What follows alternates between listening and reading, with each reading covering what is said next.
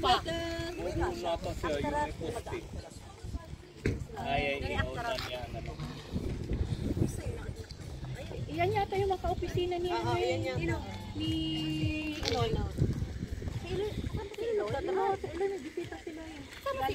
Wala nga. May bisita sila ninong ni ninong ni...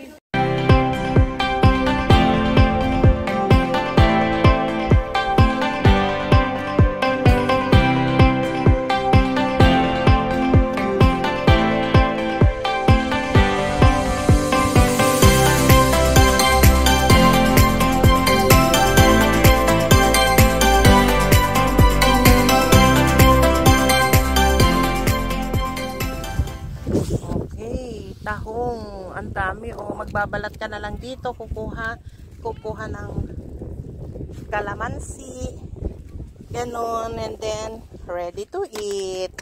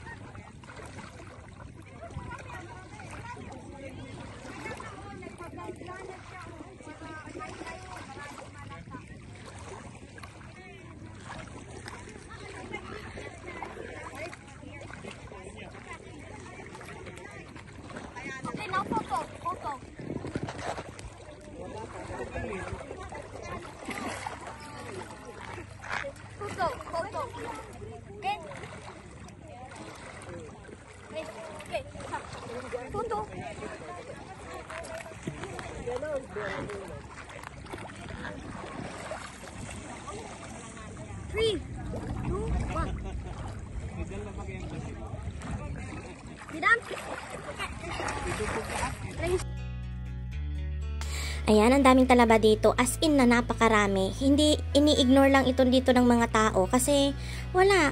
They don't seem to care na meron silang mga yamang dagat.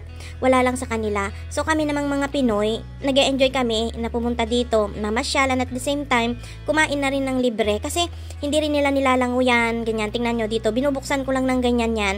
Pero hindi ko kinakain kasi natatakot akong sumama ang tiyan ko. But then, wala namang record ng red tide dito. Tingnan mo, ang taba-taba, oh. Ang ginawa ko, kumuha ko ng garapon, tapos nilagyan ko ng maraming asin. Ginagawa ko siyang bagoong. Ganon. Para kahit na, alam mo yung, kahit na isang linggo na yung talaba na may asin, amoy dagat pa rin. Napakalinis niya. Talagang, wala man lang pumupunta dito na yung mga national nila dito na para manguha. Siguro meron lang siguro gusto nilang magkaroon ng get together, magbisita, pupunta lang sila dito na magbangka ng 10 piraso, isang dosena, tapos na. Kaya parang alam mo yung napapabayaan lang yung mga talaba na lumalaki lang sila ng sila na lang. Ganun. Naman si Kyle, nag-enjoy talaga siya sa pagtanggal. Pero ang dami, Diyos ko, ang dami-dami, kalat everywhere. Wala kang makikitang mga taong lumalangoy para umihi sana, ganun. Kaya napakalinis. Pag kinuha mo na ganyan, bubungkalin mo na lang, and then pipigaan mo ng lemon or citron, ganun. Okay na, pwede nang kainin, pwede nang idiretso sa sa bibig. Ganyan. Ang ganda-ganda, promise. So, sana ganito din sa atin sa Pilipinas. Alam mo, pag may makikita ka mga ganito, mawiwis mo na lang talaga na ganito din sana sa atin sa Pilipinas. But then, sa hirap ng buhay sa atin, talaga namang walang matitira kahit siguro ba ito mabubuhat para maibenta. Pero dito, tingnan mo, sinisira-sira na lang ni Kyle yung, anak, huwag masyado. Yan. Sinisira-sira na lang niya kasi hindi siya marunong magbukas. And then, doon sa side na yon, doon sa may mga, yung low na yung tubig, ang dami rin naming nakuhang mga clams. Alam niyo, ang sarap sabawan yung napakasustansya, lalo na sa mga nagpapadeli. Mga mudra, ganyan. Ayan. O meron pang anak. O, tingnan mo naman siyang aking anak. Talaga namang nanggigigil siya. Gusto rin niyang tikman. Kumakain din si Kyle, lalo na pag meron siyang citron. Kaso, by that time, hindi kami nakakuha. Hindi kami nakapagdala ng citron, nalimutan namin sa sasakyan. Kaya, tinitikman-tikman din namin siguro mga nakatatlo ako dyan. Si Kyle naman, nag-enjoy talaga siya. Masayang-masayang batuta. Kasi meron din sa, pagka inangat-angat mo yung mga bato-bato, it's either na may mga crabs maliliit or kapag sinuswerte-swerte ka naman, medyo may mga malalaking crabs yan. Kaya yung mga ibang Pilipina na sanay nang laging pumupunta dito, hindi na sila kumukuha ng masyado ng maraming talaba. Konti-konti na lang yung kinukuha nila. Ang pinaghahanap nila dito is yung clam at saka yung yung crab. Kasi medyo may kamahalan dito ang crabs. So ngayon, yung mga bato-bato na ganyan, yung mga umbok-umbok ng bato na yan, instead na kinapitan talaga yan ng ng talaba, as in na walang hihingaan yung bato. Punong-puno siya ng talaba. Ganon. Ngayon sa ilalim niya, sa silog-silog yan, pagka malakas-lakas ka at masipag-sipag kang magbuhat, may mga malalaki daw na crabs. Katulad itong kasama naming itong si Dudong, palakad-lakad na lang siya, hindi na daw siya naghahanap hindi na daw siya nangunguha ng mga clams kasi lagi daw yata sila dito once a month. Dan nagba-barbecue sila, dito na lang sila nag-outing kasama ng mga pamilya niya. Ganyan, nangunguha talaga sila ng crabs na lang daw ang sadya nila. Titikiman sila ng talaba, mga 3 piraso, ganun. Pero ang clams balde-balde po ang nakukuha talaga, as in ang dami-dami. Yan. O, ito na. Ito naman ang aking anak, enjoy na enjoy sa pagtatampisaw.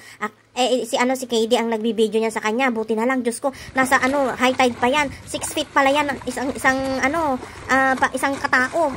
But then anyway, buti na lang, hanggang tinitingnan ko itong video na to, Diyos ko, sabi ko, buti na lang hindi napadaos-dos ang aking anak. Kung hindi, lumubog siya dyan kasi may naka-jacket pa siya. Kaya naman niya na sigurong isave yung sarili niya, but then nakakatakot.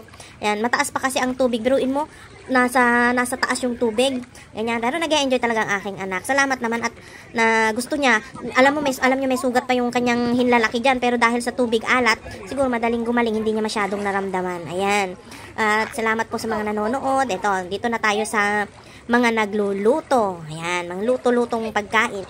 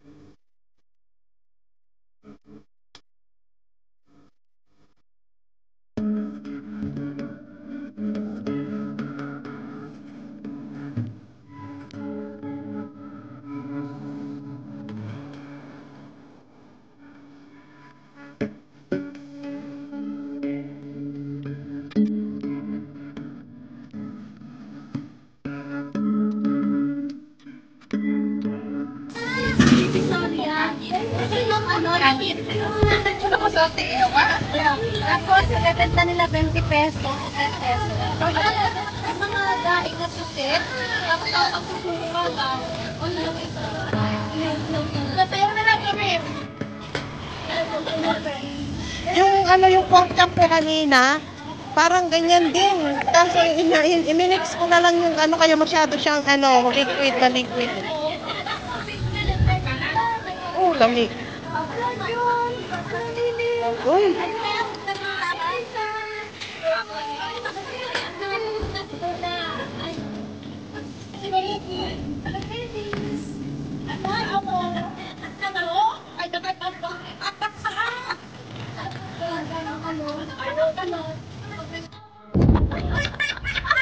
Kayo.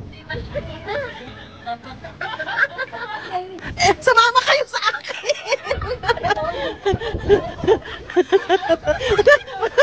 Nagkagulo na. Salamat.